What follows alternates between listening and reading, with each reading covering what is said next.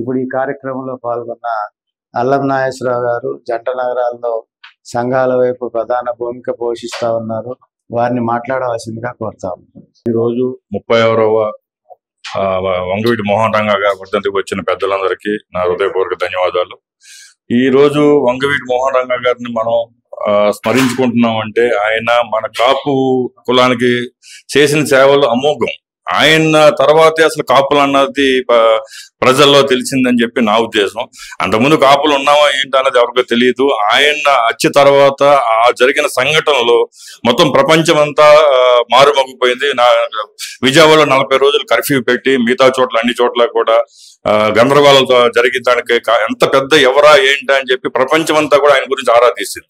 ఆరా తీసిన టైంలో కాపులు అనేవి మనకి ప్రజల్లోకి వెళ్ళింది. ఆయన బతుకుంటే నిజంగా మన కాపులు ముఖ్యమంత్రి అయి ఉండేవారు. కానీ ఆయన చనిపోయిన తర్వాత కూడా మన కాపుల్ని ఉద్ధరించారని చెప్పడానికి నేను ఏమాత్రం సంకోచించను. ఎందుకంటే కాపు అనే పదం ముందుకు తీసుకెళ్ళడానికి వంగవీటి మోహన్ రంగా గారు తర్వాత పెట్టిన కాపునాడులో మన మిరియాల వెంకట్రావు గారు దాన్ని ముందుకు తీసుకెళ్తూ ఉన్నారు. ఈ రోజు మనం కాపులని చెప్పుకోవడానికి తలెత్తుకుని చెప్పుకోవడానికి గర్వకారణం ఏంటంటే వంగవీటి మోహన్ రంగా గారి.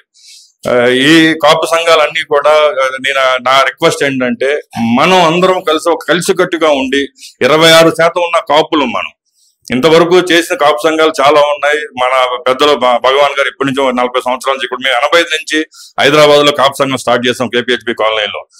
85 నుంచి ఈ రోజు అంటే కనీసం 40 సంవత్సరాల నుంచి ఇప్పుడు మన కాపులు 100 సంఘాల దాకా అయిపోయినాయి. కానీ ఎవరు కలిసికట్టుగా లేని సాధించుకోలేకపోతున్నాం. కనీసం ఇప్పటికైనా కూడా కాపులందరూ కలిసికట్టుగా ఉండి ఒక తాటి మీదకి వస్తే కనుక గవర్నమెంట్ కూడా మన కోరికలు తీర్చడానికి సిద్ధంగా ఉంటది. ఈ రోజు వంగవీటి మోహన్ రంగా గారి వర్ధంతి రోజు నేను కాపు సంఘాల నాయకులు అందరూ కూడా అడుగుతున్నాను, మన అందరం కలిసికట్టుగా ఉండి ముందుకు వెళ్దాం. అంతా కలిసి ఉంటే కళ్ళు చొక్కన్నట్లుగా ఒక తాటి మీద ఉండి స్ట్రాంగ్ గా ఉన్నాం అని చెప్పి గవర్నమెంట్ కూడా మనం చెప్పొచ్చు. కాబట్టి నా రిక్వెస్ట్ ఏంటంటే కాపు సంఘాలన్నీ కూడా కలిసికట్టుగా ఒక తాటి మీదకి రావాలని నా మనవి.